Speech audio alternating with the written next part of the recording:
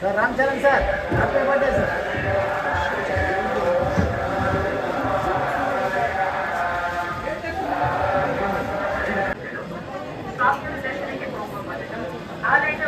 ఈ పక్క వచ్చేస్తే బాగుంది అందుకేనా అక్కడ ఆగిన ఫోటో రాదు ఫోటో రాదు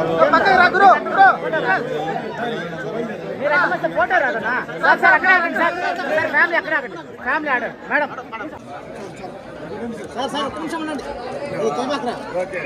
సార్ సార్ సార్